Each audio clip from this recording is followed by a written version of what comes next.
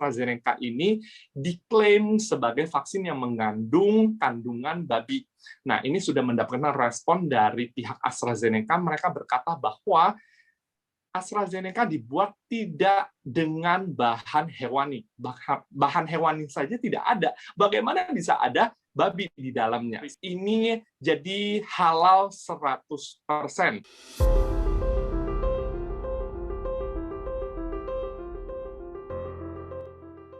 Halo, ketemu lagi sama saya Cory Olivia dan juga Willy Andresen. Terima kasih untuk teman-teman yang sudah subscribe YouTube channel kami ya. Buat yang belum, yuk subscribe yuk. Klik juga loncengnya biar nggak ketinggalan video-video kami lainnya ya. Hari ini kita mau bahas tentang vaksin. Jadi kan di video sebelumnya Willy ada curhat colongan nih soal drama pervaksinan. Nah, jadilah saya baca-baca berita soal vaksin. Karena nggak cuma Willy, banyak juga teman-teman yang lain yang bahas soal vaksin ini. Nah, sekarang jadi tahu nih bahwa vaksin COVID yang berhasil dibuat di seluruh dunia tuh ada banyak. Ada Sputnik, CanSino, Johnson & Johnson, terus ada Sinopharm, Sinovac, AstraZeneca, Moderna, Novavax, Pfizer, dan juga buatan Bio Farma. Nah, Willy, ini beneran nanya nih Will. Tahu nggak sih Will, perbedaan mendasar vaksin-vaksin tersebut apa sih? Oke, Cory dan netizen yang berbudiman semuanya, hari ini kita akan bahas tentang vaksin. Mungkin gue adalah orang awam, gue tidak berlatar belakang medis, jadi gue tidak bisa menjelaskan dengan terlalu detail, dan penjelasan gue juga ya mungkin masih bisa diterima oleh orang awam karena ini penjelasan orang awam. Ya, perbedaan paling mendasar dari semua vaksin yang dipakai oleh negara-negara besar di seluruh dunia adalah bahan dasar yang dipakai, gitu.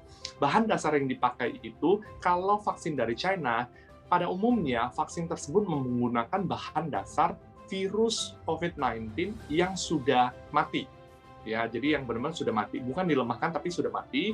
Tetapi vaksin-vaksin dari negara lain seperti dari Amerika atau dari Eropa, itu adalah vaksin-vaksin menggunakan bahan baku dari virus yang dilemahkan, atau ada bagian tertentu dari vaksin dari virus COVID tersebut diambil, entah proteinnya, entah apanya, kemudian dijadikan bahan baku. Nah, vaksin tersebut disuntik ke dalam tubuh kita mengenali protein dari si virus tersebut, atau mengenali virus yang sedang lemah tersebut, kemudian dibentuklah antibodi tersebut. Itu perbedaan yang paling mendasar, perbedaan yang bisa saya sampaikan secara awam. Oh, makanya dibilang kalau kita sudah vaksin, itu bukan berarti kita langsung kebal 100% ya sama COVID ya? Iya, betul sekali, bukan. Dan perlu diketahui bahwa ada vaksin yang hanya perlu disuntikan 1 kali, itu sudah beres, artinya memang dosisnya sudah full. Ada yang disuntikan 2 kali, biasanya pada umumnya 2 kali, dan itu dosisnya baru full, gitu. Nah, penyuntikan setelah dosis kedua, atau yang 1 dosis itu, yang 1 kali suntikan 1 dosis ini, setelah selesai disuntikan semuanya, itu sekitar 22-28 hari setelah penyuntikan benar-benar selesai, antibodi kita itu baru terbentuk, seperti itu. Dan efektivitas dari vaksin masing-masing itu berbeda-beda. Vaksin yang menggunakan bagian dari protein ataupun bagian tubuh dari si virus tersebut atau virus itu sendiri, itu memiliki efektivitas yang di atas 90%. Tapi vaksin yang menggunakan virus yang sudah mati seperti vaksin yang dibuat oleh China, efektivitasnya biasanya lebih rendah, 60-70% saja. Itu yang membedakan. Makanya kalau kita sudah vaksin, tetap harus utamakan protokol kesehatan ya. Betul sekali, dan buat para netizen yang sekarang sudah divaksin, para lansia, pelayan publik, influencer, bahkan sekalipun, tetap memakai masker, menerapkan protokol kesehatan yang sangat ketat sekali. Kenapa?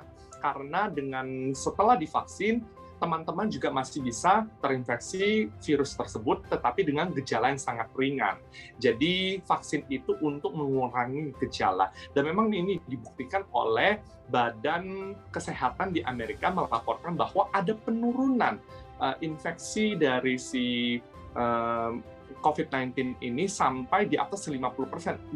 Pokoknya cukup banyak sekali lah, cuman saya datanya kurang pasti seperti itu. Dan bagi teman-teman yang sudah divaksin juga jangan menganggap dirinya seperti Superman sudah benar-benar kebal 100%.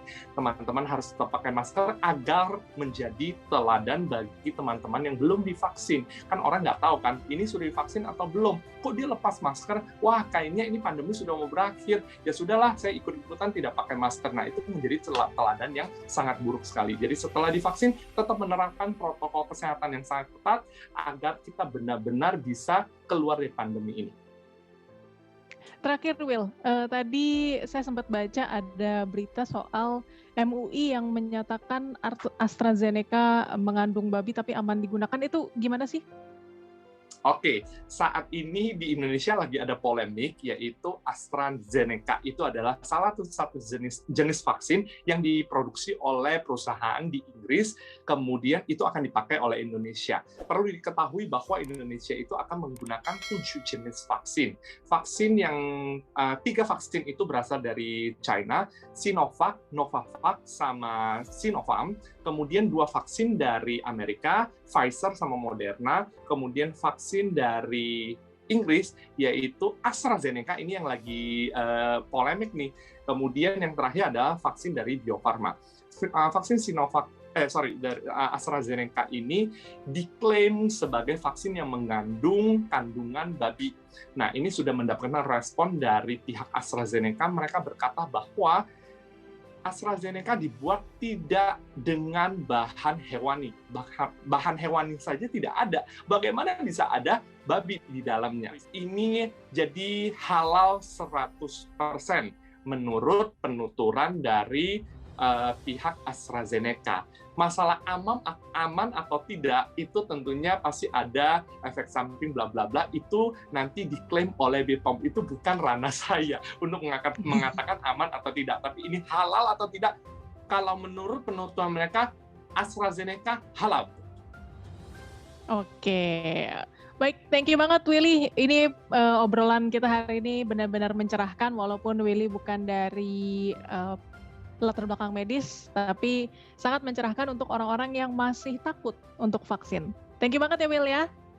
Sama-sama, terima kasih sudah mendengar talk show kita pada hari ini mengenai vaksin. Jangan lupa teman-teman untuk subscribe, pencet tombol di bawah subscribe YouTube channel Olivia, dan kita support kita terus untuk bisa mengadakan talk show tentang tema-tema yang bermanfaat dan up to date.